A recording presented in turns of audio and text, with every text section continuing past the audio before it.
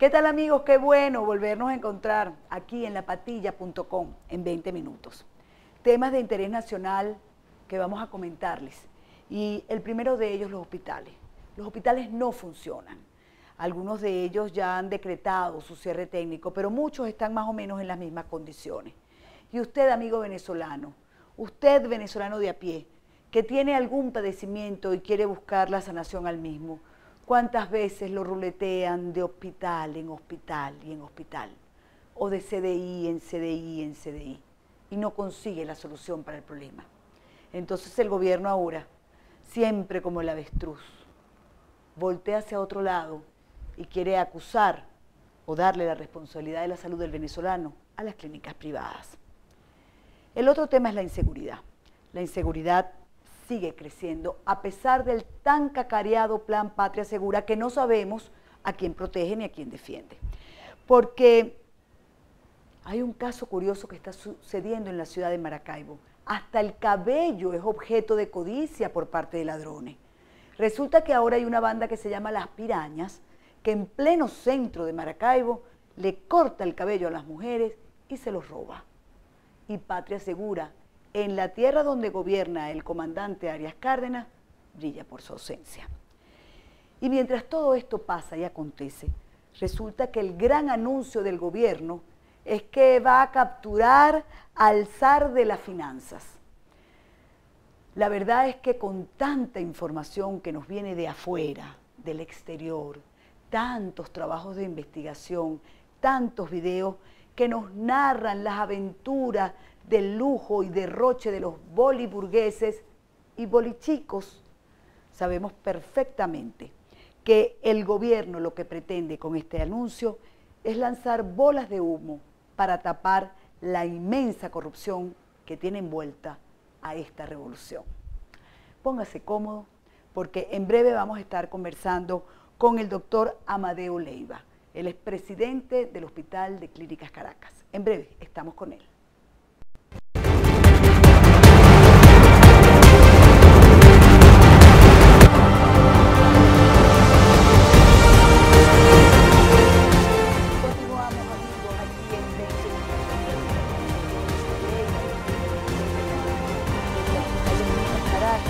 Precisamente el tema que tomábamos al principio, hay un colapso de la salud en Venezuela. Los hospitales públicos no funcionan, pero ahora el gobierno la ha agarrado con las clínicas privadas. Doctor, bienvenido a La Patilla y a 20 minutos. Muchas gracias, buenas noches, Edito. Dígame exactamente cuál es la situación real ahorita, en este momento que estamos hablando. Hay un problema de atención médica por parte de los hospitales públicos. Hay mucho deterioro, son muy pocos los que están funcionando a cabalidad. Es posible que el cardiológico de Caricuao, de Montalbán esté funcionando bien. Algo está haciendo el Hospital Militar, que ha sido uno de los hospitales insignia de este país, o el mismo Pérez Carreño. Pero verdaderamente estos dos hospitales, estos dos últimos, están muy colapsados. El resto de los hospitales, por lo menos en la zona metropolitana, están en situaciones muy deplorables.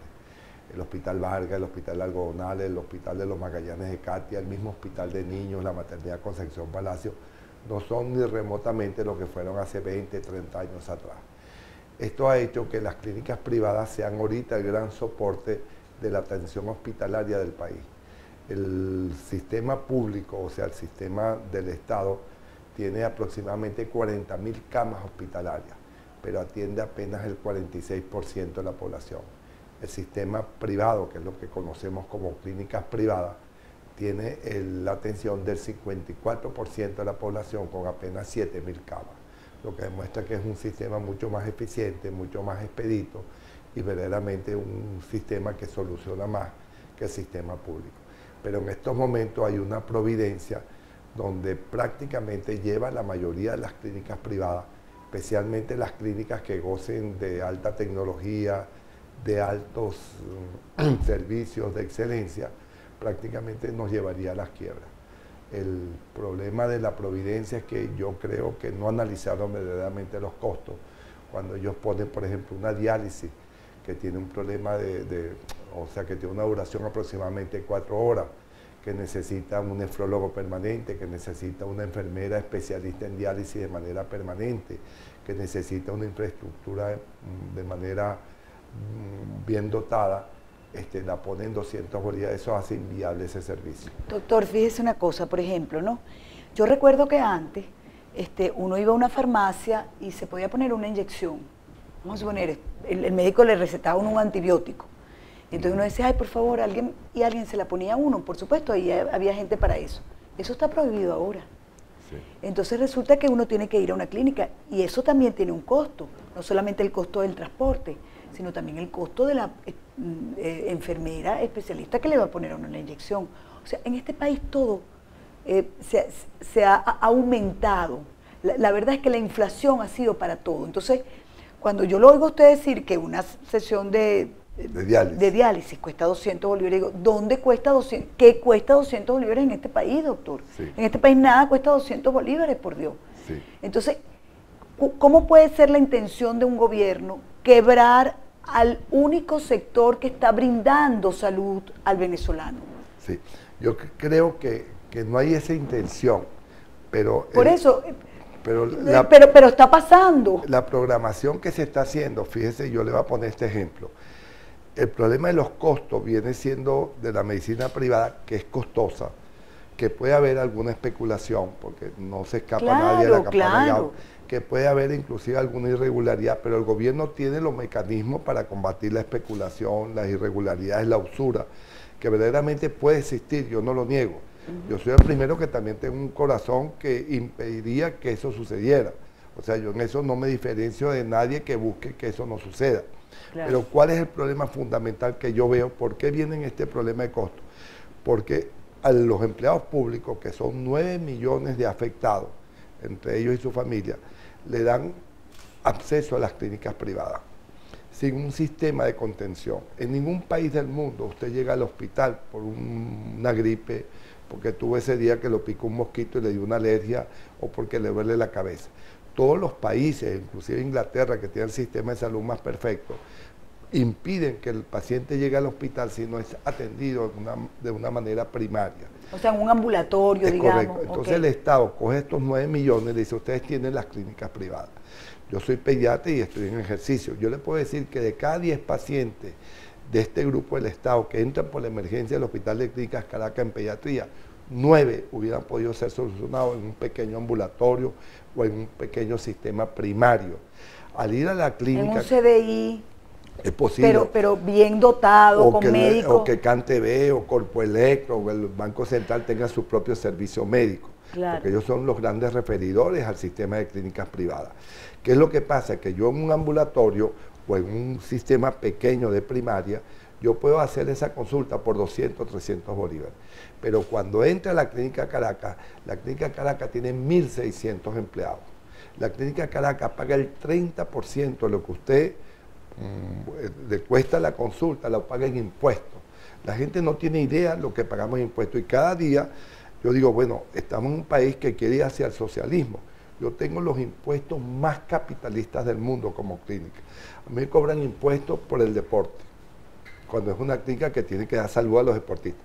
Me cobran impuestos por la droga. Nosotros pagamos el 1% de nuestro ingreso bruto.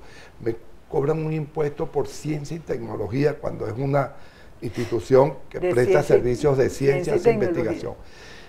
Yo digo esto y la gente no me cree, pero yo te pido que me creas. No, yo le creo, doctor. Yo pago un impuesto a la Asociación Venezolanos de Actores por ley, porque tengo 240 televisores prendidos. Yo pago un impuesto a la Asociación de Intérpretes. Yo pago un impuesto por los fonógrafos. No, eso sí es verdad que no me cree. Bueno, yo le pongo... Doctor, da risa, pero es insólito. Entonces, yo pago, mire, usted no tiene idea, a mí me dice... a la sociedad de intérpretes, ¿por qué? ¿Por poner también los televisores? Porque los televisores tienen intérpretes que trabajan en las telenovelas. Así como me ponen un impuesto para los autores que hacen libros o hacen novelas, me ponen un impuesto para que le pague a los intérpretes. Eso va a las asociaciones de ellos. Me ponen un impuesto por los fonógrafos. Fonógrafos yo ni siquiera entendía que ese impuesto cuando llegué a la presidencia y me dicen que es por el hilo musical. Entonces la clínica está, fíjese usted, de cada 100 bolívares que me ingresan a la clínica, yo tengo que apartar 30 para impuestos. Hay un impuesto que es muy fuerte, es muy importante desde el punto de vista económico, que se llama la patente industria y comercio, que yo le pago al municipio Libertador, a la alcaldía. Pero entonces a mí me dicen que yo no puedo hacer un comercio, que yo no puedo hacer una industria. Yo estoy de acuerdo. La medicina nunca puede ser vista como un comercio, ni mucho menos como una industria. Pero no me diga que yo no puedo hacer comercio e industria, pero me pone un impuesto que es altísimo, es el 4% del ingreso bruto de la clínica. Cuente usted, tengo el seguro social, tengo el INSEE, tengo el impuesto sobre la renta. Cuando me doy cuenta... Ya va, doctor, y ahora con esta nueva ley del trabajo, le pregunto, que tienen que descansar 2 días. Sí, es sumamente onerosa para la clínica. Y trabajar 8 horas, creo, 7 horas. Fíjese lo siguiente, la clínica tiene una ocupación de lunes a viernes de más del 100%. Tú dirás, bueno, ¿cómo es eso de más del 100%? Porque hay mucha gente en emergencia esperando el cupo. El sábado me baja. Doctor, yo he estado en emergencia, allí. Y usted sabe el colapso que hay allá. He estado un día sin poder entrar a una habitación. Pero el domingo baja mucho, porque es lógico. Pero yo el domingo no puedo prescindir de personal. El mismo personal que está el viernes, yo lo tengo que el domingo, porque yo no sé qué va a pasar el domingo. Claro. Entonces, yo el domingo a todo ese personal que me baja a la clínica, a veces un 30, 40% de ocupación, yo tengo que darle por la nueva ley, además de pagarle 3 veces la jornada del domingo, que es justo, que yo estoy de acuerdo, el lunes tengo que dárselo libre. Eso me significa, como institución, contratar un nuevo equipo de enfermeras para que el lunes sustituya a las que trabajaron el domingo. O sea, esta providencia, fíjate, yo le pongo este ejemplo, nos dicen las clínicas especulativas. Bueno, puede que haya algunos hechos puntuales, pero fíjese lo siguiente, el balance financiero del año pasado, y eso puede el gobierno perfectamente revisarlo, es más, los invito a que lo revisen. La clínica Caracas tuvo el 2% de beneficio. Eso no es especulativo, ninguna empresa para nada va a trabajar con el 2%, eso fueron 20 millones de bolívares. La gente dice, aspira, no países como estos que a veces la gente aspira al 100%, pero dicen que un negocio rentable es que le dé 15%. 15, 20%. Otro el 2%, pero no nos preocupa, porque la clínica reinvierte mucho en tecnología. Entonces, el 2% fue nuestro ingreso.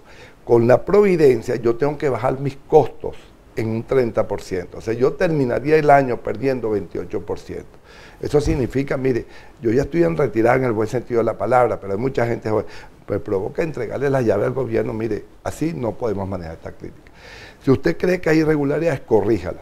Si usted quiere que hay abuso, métanos presos. Si usted cree que hay usura, sancione. Si usted cree que hay especulación, multe.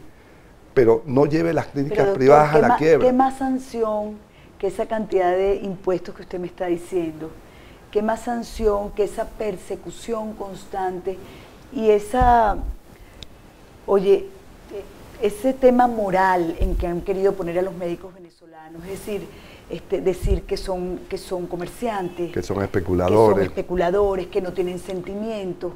O sea, yo creo que de verdad... Sí, yo inclusive le diría a la ministra de Sanidad, que yo sé por referencia, yo soy profesor, pero más bien de la Vargas, que es una excelente estudiante, se graduó magna cum laude. Yo le diría, mire, el corazón de la solidaridad, de la humanización, de la responsabilidad, no es de un solo grupo. Mucha gente que ya no cree, lo tenemos igualmente que ella. Entonces, vigile bien lo que está pasando con la medicina venezolana.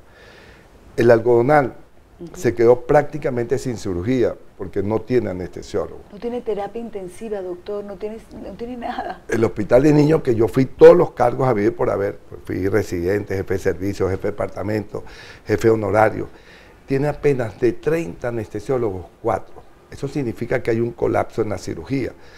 ¿Qué pasó con los 26 restantes? Se nos van. La clínica Caracas, que es una clínica privada, que inclusive tiene mucho más ventajas que muchos de estos hospitales públicos que están prácticamente colapsados.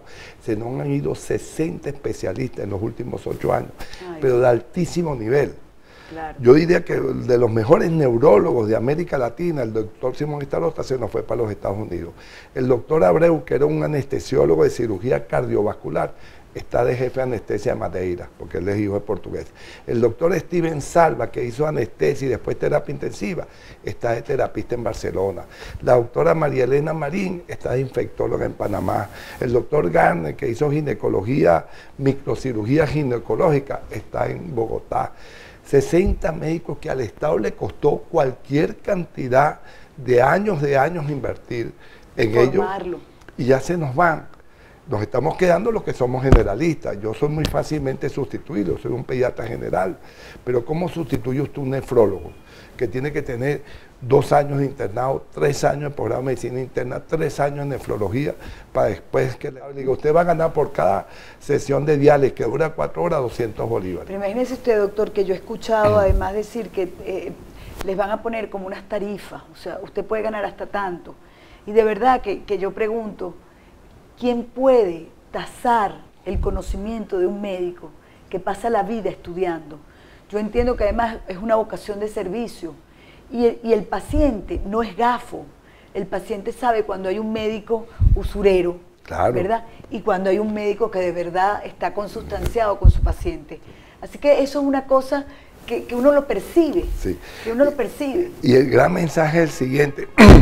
Yo viví una época donde prácticamente mi paciente muy grave, hace 30, 35 años, yo prefería llevármela al hospital de niños.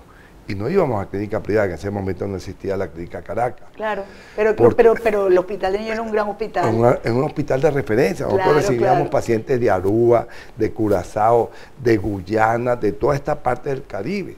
Era un hospital de referencia nacional, igual pasó con el clínico, igual pasó con el algodonal. Bueno, ¿qué cantidad de gente no lo operaron en el clínico, doctor? Y en la maternidad, claro, ¿cuántas madres no dieron a luz aquí? En la maternidad. Claro. Entonces, la mejor manera de decirle al pueblo, mire, las clínicas privadas deben ser el 5 al 10%.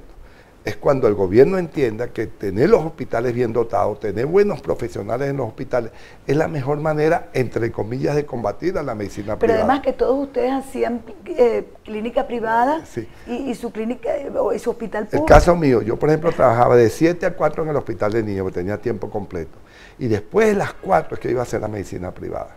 O sea, la medicina privada era secundaria, porque lo importante era el hospital, éramos bien remunerados. Claro. Yo me acuerdo que... Y respetados y queridos.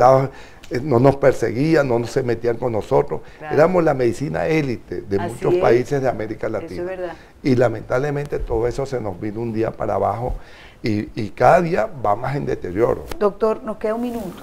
Ajá. ¿Qué le diría usted al gobierno nacional? Aproveche. ¿Qué le diría de verdad?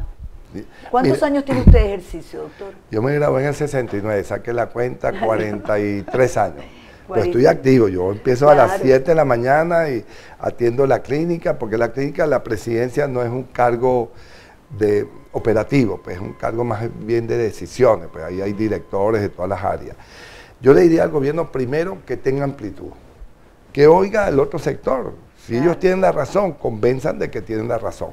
En segundo lugar, que no sean, el fanatismo no es bueno en ningún extremo.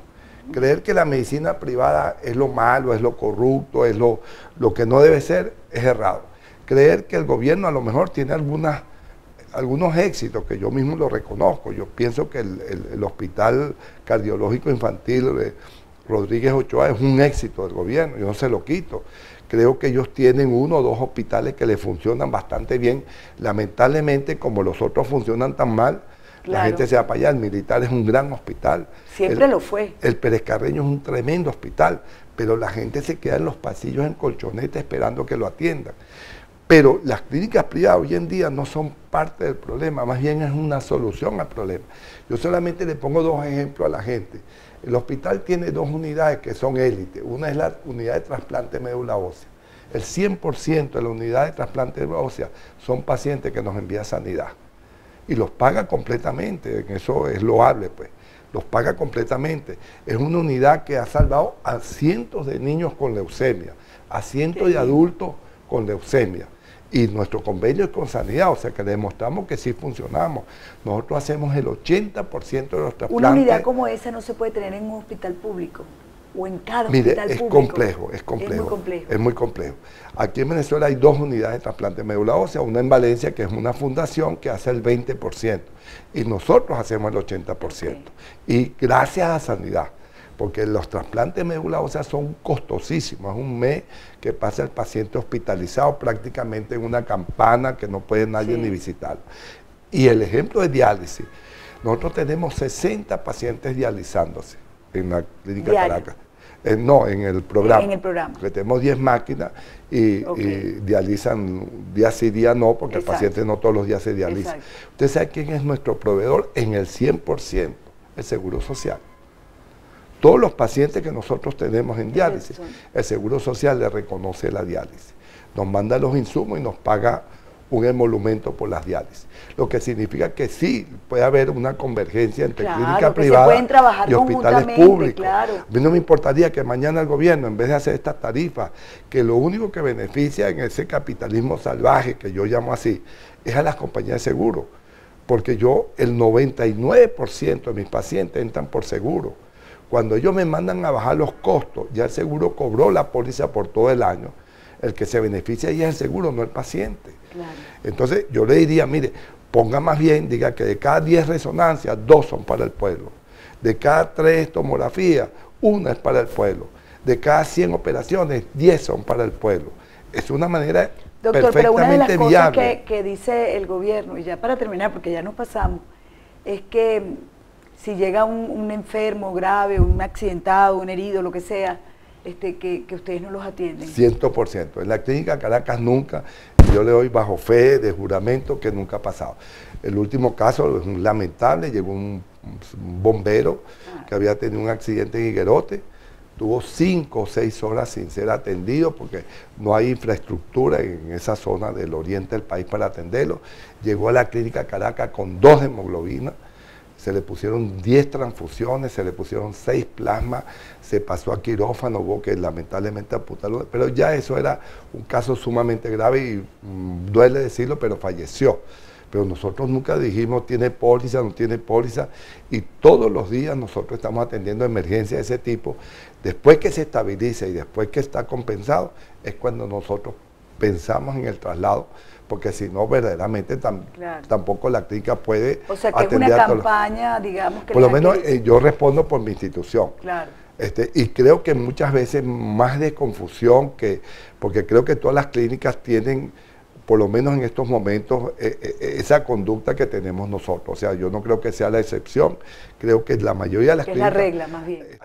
Mire, nosotros atendemos por lo menos un herido de bala semanal. Y la mayoría de esos heridos de bala no entran por seguro, no tienen recursos para pagar y nosotros lo atendemos, lo operamos y cuando están estabilizados sí buscamos y los hospitales públicos nos han atendido de manera, porque saben que lo estamos haciendo de buena fe, los trasladamos al hospital. Entonces sí se puede. Sí pueden hacer una sinergia. Pero hay un fanatismo de decir, lo privado es malo, lo privado no sirve, lo privado es el diablo, yo no quiero nada con los privados. Yo soy más de hospital público que de hospital privado. Yo soy del hospital de niños, donde prácticamente más de 35 años... Doctor, ¿cómo hacemos para arreglar el hospital de niños? Es difícil, porque el problema es que tiene que haber un programa a mediano y a largo plazo. ¿No se puede ayudar en ese sentido? Se puede ayudar. La clínica Caracas, mire, cada vez que a ellos les falla la quimioterapia, nosotros les ponemos la quimioterapia a la orden. Cada vez que tienen un problema de imagen, resonadores, tomógrafos, ellos tienen los tomógrafos totalmente paralizados, nosotros estamos a la orden. El último caso fue un niñito que tenía un tumor en el bracito, de esos tumores muy malignos, un osteosarcoma, tuvo más de 6 meses esperando que el hospital de niños lo operara, nosotros lo operamos, hubo gente que colaboró en donaciones, inclusive el mismo Estado a través de otro organismo colaboró y ese niñito salió perfecto, está esperando su prótesis. Nosotros podemos trabajar mancomunados, claro, y eso pero es lo que se olviden queremos. que nosotros no somos el diablo y ellos son los ángeles. En Venezuela cabemos todos, doctor, y necesitamos arreglar este país entre todos. Y no todo el mundo que hace privado es capitalista. y no todo el mundo que hace un hospital público tiene por qué ser socialista. Ahí puede converger pues todo tipo de ideología, todo tipo de pensamiento, sin que eso afecte la salud del pueblo. Así es. Ay, doctor, muchísimas gracias. A tu orden, Lito. Bueno, siga trabajando de verdad con, con ese ánimo, ese ímpetu. Y estamos a la orden. Como te ves joven, un pediatra se te pone a la orden. Ay, qué galante, doctor. Muchas Seguro, gracias, chévere. de verdad que sí. Vale. Con ustedes, amigos, nos vemos el próximo jueves en 20 minutos aquí en lapatilla.com.